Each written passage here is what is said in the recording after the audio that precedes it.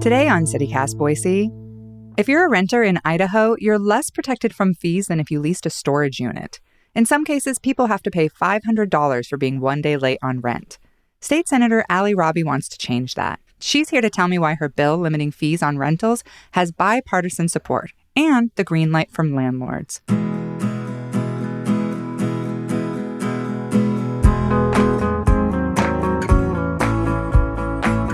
It's Monday, March 6th. I'm Emma Arnold, and this is what Boise's talking about.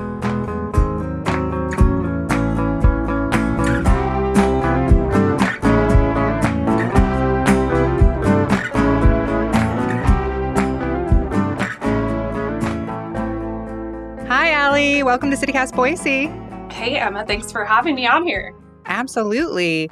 So you are bringing forward a bill that would limit how much a landlord can charge in fees. Before we get into the specifics of your idea, real talk, are things getting worse for renters in the Treasure Valley or better? Things are definitely getting worse for renters. Rent has increased by 40% just in the last 2 years. So that means at least a $300 increase a month for the average renter. That's probably an underestimate. Along with that, a lot of new landlords and property managers, developers are entering our state and entering the market. And our landlord tenant code here in Idaho has not been updated in many years. And there's definitely some opportunities for some bad actors to take advantage of that and charge people unreasonable fees. In addition, our laws make eviction pretty easy and fast. So from the time you don't pay your rent to the time you can be taken to court can be within just a week or two. On top of that, it's a very competitive market with less than 1% vacancy rate. So if you lose your home or have to move, it can be very difficult to find a new place to live. Yeah, I'm a renter, and it has been a rough few years. We had to move. And you mentioned evictions. You're also the executive director of Jesse Tree, which helps renters avoid eviction. So you're eating and breathing this stuff every day. Can you share a story about a Boise renter who has faced large fees and what happened to them? Sure. We have a ton of stories under our belt at Jesse Tree, and my staff are really managing the bulk of the cases. But we saw one tenant who owed $500 in rent, and they had accumulated, by the time we got to court, $3,000 in late fees. One person in particular comes to mind. She owned her own cleaning business. She lost a couple of clients, really to no fault of her own.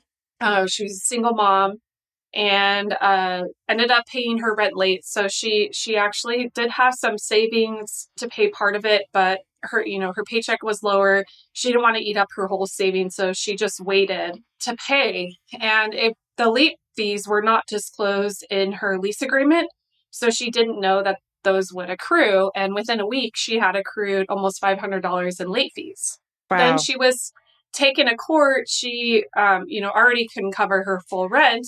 So on top of that, she couldn't cover the fees. She did get to a place where she could pay the rent, but by the time we got to court, she had accumulated those fees as well and couldn't cover everything. So in this case, Jesse Tree was actually able to step in and pay part of what was owed, including some of those fees. But yeah, she was able to avoid eviction just, because we were there. Otherwise, she could have been evicted just over those fees alone. Yeah, that's awful. And the bill language says that the fees have to be reasonable. And obviously, $500 is not reasonable. But how would you define what a reasonable fee is? Reasonable is actually a really common term used by our courts. It's been used in many other states when regulating rental fees. So it has precedence. And it's also in our Idaho code for regulating other types of fees. So mortgage fees, condo association fees, credit card fees, storage facility fees are all required to be reasonable in Idaho code. And how that's been interpreted by the courts is basically to mean related to actual harm or cost to the landlord.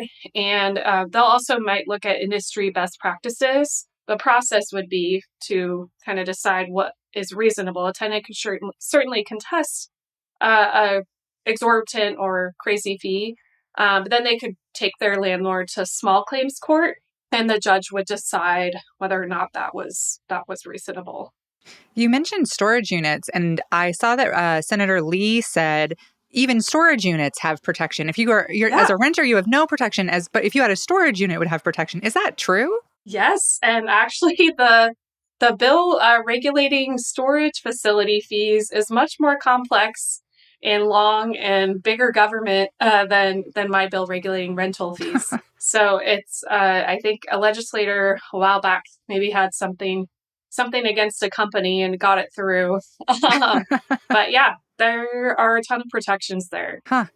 Well, what are you hearing from landlords in Boise on this bill? Because it would seem like they wouldn't want any of these limitations. Landlords have actually come around to supporting this bill, and I actually a landlord helped me come up with the idea for this. So I'll say a majority of landlords that I work with at Jesse Tree and that I know are decent, and they're not just trying to gouge and evict people.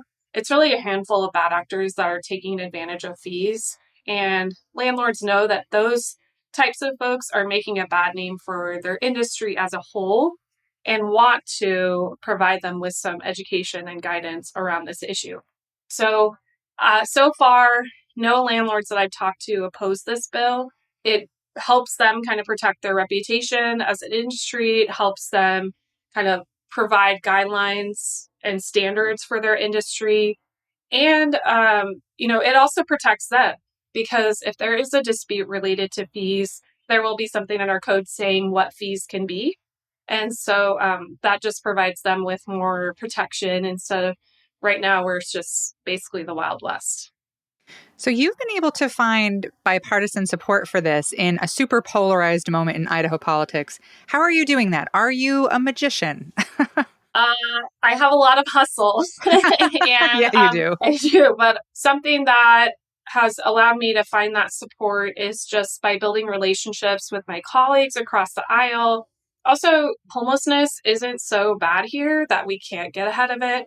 We're not a San Francisco or Portland or Seattle, but as rent costs rise and our market changes, we do need to start to look at this issue and try to provide some protections for renters. Otherwise, there will be more evictions and there will be more Idahoans ending up homeless. And I think nobody wants that. It's very costly for people to be evicted, for our courts, for our communities, for people to become homeless. It makes a lot more sense to try to work ahead on these issues and provide some bright lines that landlords and tenants can follow.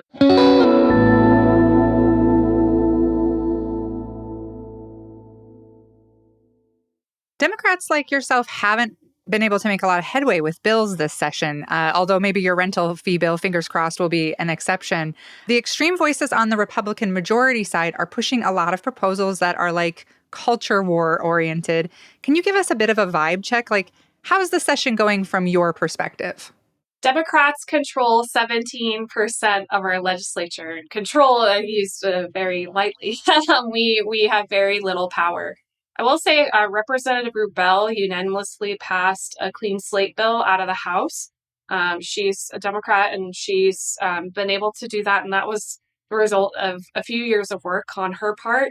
So we are able to do little things here or there. We certainly don't direct the conversation, but we can try to bring up small fixes to big problems if the opportunity arises. And yeah, we do have to work a little harder because we have a D next to our name to get the votes and to find the support.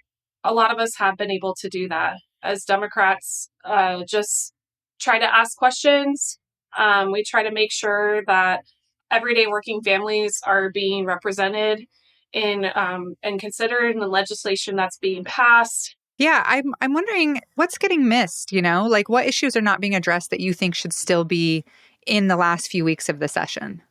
I'm hopeful that we will get some property tax relief passed through the legislature. That's been a bipartisan effort for many years now. I'm hopeful that it will actually happen. So last year we got $50 million of funding put into a workforce housing fund that's being used right now to create 1,000 affordable units across the state of Idaho. So I'm hoping we can build on that to do more there. And then tenant code and affordable housing development code needs a ton of pretty big rewrites. I do think there is a lot more we can do, especially around housing, and even getting this small, tiny bill passed related to rental fees has required a Herculean lift.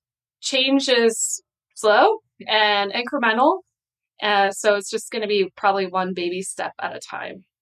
What moments so far this session have made you the most frustrated? And then on the other side, what are you the most proud of? So I have been frustrated by the, as you mentioned, focus on some of the more social and cultural issues that we have seen some legislators really focus on. I don't think that's been the focus for all of the moderate Republicans, but there is kind of a loud minority, I would say, that wants to litigate these issues that I don't think the government should have anything to do with. But I was very encouraged by getting this bill out of the Senate with pretty overwhelming support, 23 yes votes, only 10 no votes, and seeing 5 or 6 Republican legislators stand up to support the bill. I think it just shows that a lot of people do really care about our state and everyday working families, and that there are a lot of opportunities to find common ground. Well, renters of Idaho really appreciate you being Hercules. So thank you so much, Allie, for making time for us today. I know you're so busy, so we really appreciate it. Thank you, Emma, for having me. And yeah, we'll keep at it one little step at a time.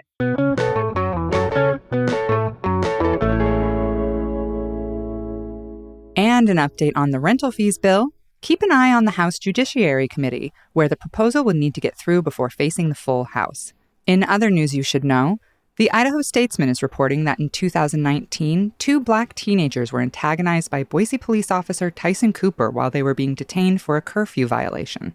The Idaho Statesman was able to recover body cam footage that also shows Cooper throwing one of the young men on the sidewalk, causing him to hit a street sign. While the internal investigation into the matter is closed, Interim Police Chief Ron Winiger admitted it was troubling.